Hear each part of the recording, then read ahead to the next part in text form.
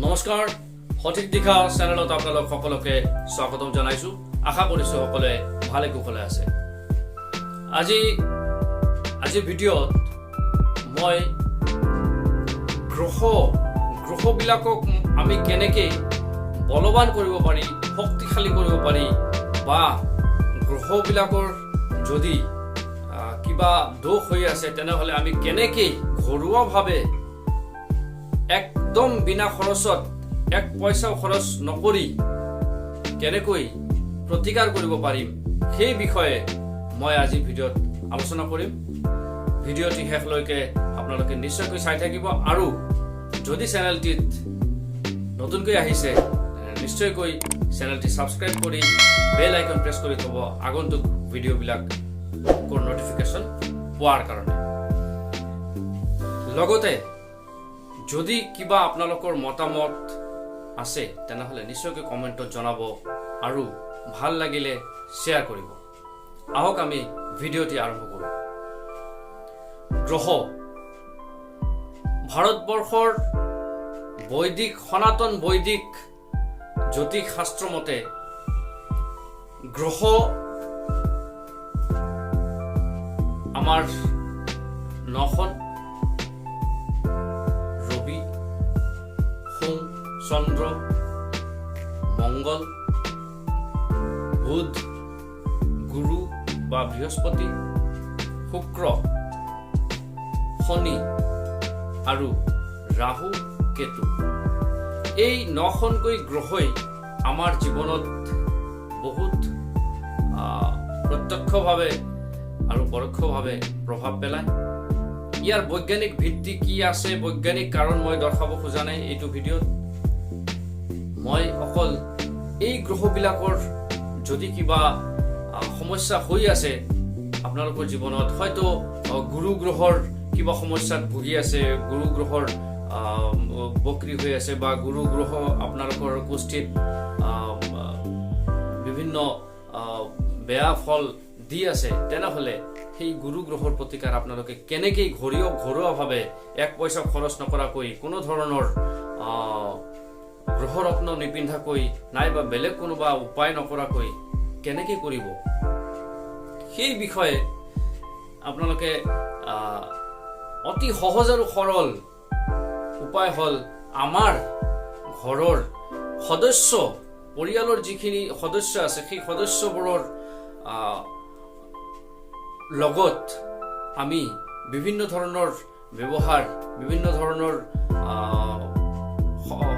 সদস্যসকলৰ লগত সম্পৰ্কৰ উন্নতি ঘটাই আৰু সম্পৰ্কৰ মাজত যদি কিবা কটুতা আছে যদি কিবা বেয়া ভাৱ আছে সেই বেয়া ভাৱ দূৰ কৰি আমি গ্ৰহবিলাকক প্ৰতিকাৰ কৰিব পাৰোঁ এতিয়া কথা হ'ল গুৰু গ্ৰহৰ প্ৰতিকাৰ গুৰু গ্ৰহ কোনটো আমাৰ পৰিয়ালৰ কোন সদস্যক সূচায় এতিয়া গুৰু গ্ৰহ হৈছে আমাৰ পৰিয়ালৰ বয়োজ্যেষ্ঠ ব্যক্তিসকল সেই বয়োজ্যেষ্ঠ ব্যক্তিসকল বা আমাৰ ওচৰে পাজৰে থকা বয়োজ্যেষ্ঠ ব্যক্তিসকল হৈছে আমাৰ গুৰু গ্ৰহ এই গুৰু গ্ৰহক শক্তিশালী কৰিবলৈ বা গুৰু গ্ৰহৰ বেয়া প্ৰভাৱ আমাৰ জীৱনৰ পৰা দূৰ কৰিবলৈ হলে আমি আমাৰ গুৰু স্থানীয় ব্যক্তিসকল বা বয়োজ্যেষ্ঠ ব্যক্তিসকলক সন্মান সেৱা জনাই আমি সম্পৰ্কৰ উন্নতি ঘটাই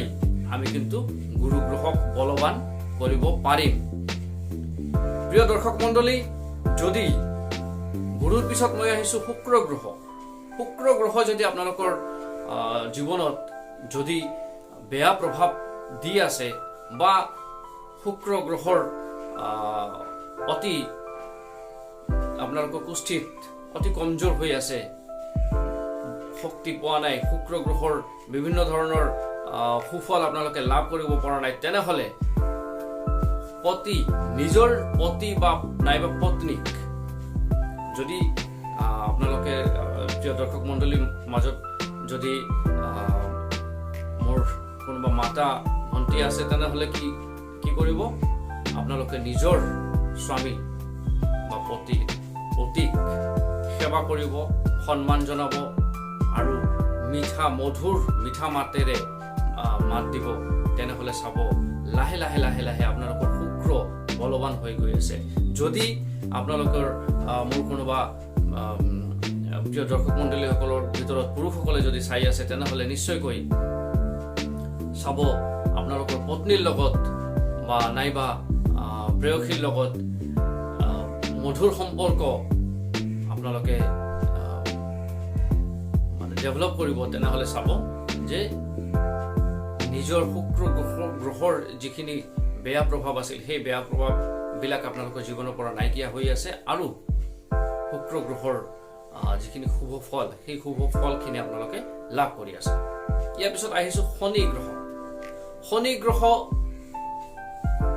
প্ৰিয় দৰ্শক মণ্ডলী, শনি গ্ৰহ আমাৰ পৰিয়ালৰ মাজত বন কৰা ল'ৰা ছোৱালী নাইবা দুখীয়া, একদম দুখীয়া নাইবা পুত্ৰ সন্তানেও কিন্তু শনি গ্ৰহৰ কিছু পৰিমাণে শনি গ্ৰহৰ সূচায় আৰু কি, শনি গ্ৰহক প্ৰতিনিধিত্ব কৰে। এই আমাৰ পৰিয়ালৰ মাজত যদি বন কৰা যদি ল'ৰা ছোৱালী নাইবা কাম কৰা মানুহ যদি আমাৰ ঘৰত আছে, তেনেহ'লে নিশ্চয়কৈ প্ৰিয় দৰ্শক মণ্ডলী আপোনালোকে কি কৰিব, তেওঁলোকক কেতিয়াও বেয়া ব্যৱহাৰ নকৰিব, কেতিয়াও আপোনালোকে তেওঁলোকৰ লগত সম্পৰ্ক বেয়া নকৰিব। বিভিন্ন ধৰণে সম্পৰ্কৰ উন্নতি ঘটাই কিন্তু আপোনালোকে কি কৰিব পাৰে, নিজৰ শনি গ্ৰহক বলৱান কৰিব পাৰে, আৰু শনি গ্ৰহৰ যিখিনি লাভ, সেই লাভ কিন্তু আপোনালোকে সুফল লাভ কিন্তু কৰিব পাৰে। আহিছো ৰবি গ্ৰহ, সূৰ্য গ্ৰহ। এতিয়া ৰবি গ্ৰহ নাইবা সূৰ্য গ্ৰহ আমাৰ পৰিয়ালৰ মাজত দেউতা, পিতাৰ স্থানত যিসকল ব্যক্তি আছে তেওঁলোকে কিন্তু প্ৰতিনিধিত্ব কৰে। আমাৰ নাইবা চৰকাৰী কোনো ধৰণৰ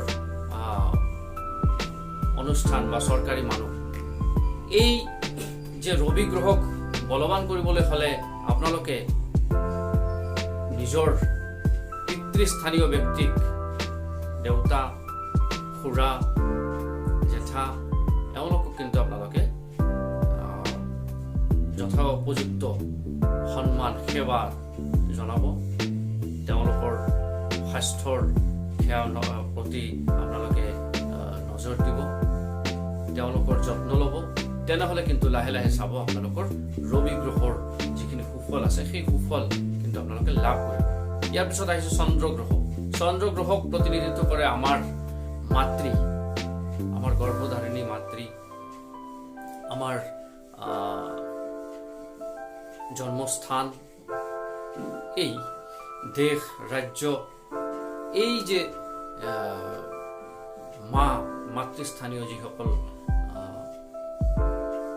মানে মহিলা আছে, তেওঁলোকক আপোনালোকে যদি যথোপযুক্ত সন্মান, সেৱা, যত্ন লয়, তেনেহ'লে আপোনালোকৰ চন্দ্ৰ গ্ৰহ বলৱান হৈ যাব, আৰু চন্দ্ৰ গ্ৰহৰ যিখিনি সুফল আছে সেইখিনি সুফল আপোনালোকে লাভ কৰিব। ইয়াৰ পিছত আহিছো মংগল। মংগল গ্ৰহ আপোনালোকে বলৱান কৰিবলৈ হ'লে নিশ্চয়কৈ আপোনালোকে হনুমান চালিচা পাঠ কৰিব। লগতে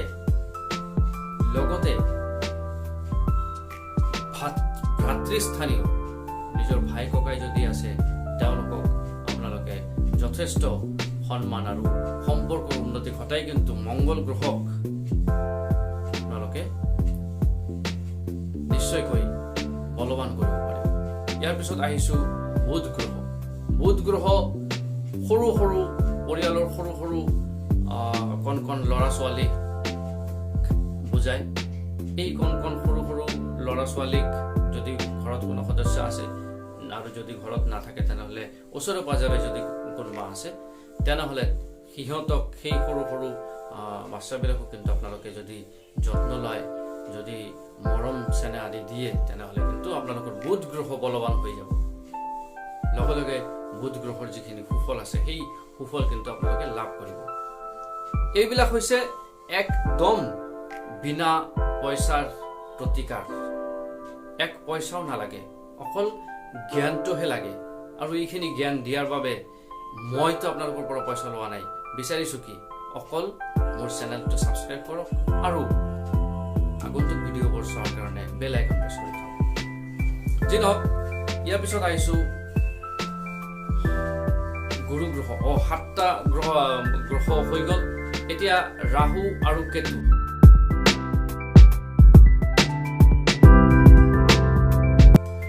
ৰাহু আৰু কেতু কোন?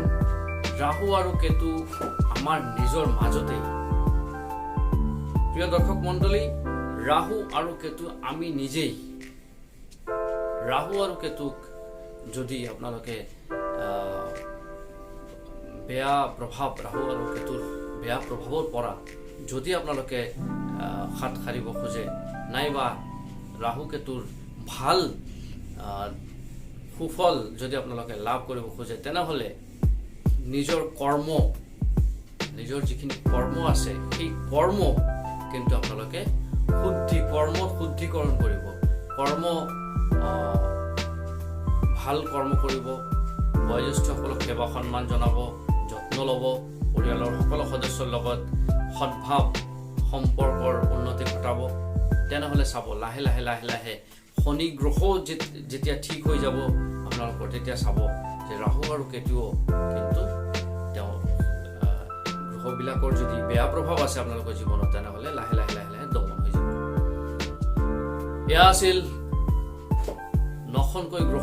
9টা গ্ৰহৰ আপোনালোকৰ বিনা পইচাৰ ঘৰুৱা প্ৰতিকাৰ আৰু বলৱান কৰাৰ অতি সহজ আৰু সৰল উপায়। এই উপায়বোৰ আপোনালোকে কৰি নিজৰ জীৱনত লাভান্বিত হওক, এই কামনা কৰিছোঁ। পৰম কৰুণাময় ঈশ্বৰে আপোনালোকক দীৰ্ঘায়ু আৰু সুস্বাস্থ্য প্ৰদান কৰক, এই প্ৰাৰ্থনা জনাই আজি বিদায় লৈছোঁ। ধন্যবাদ।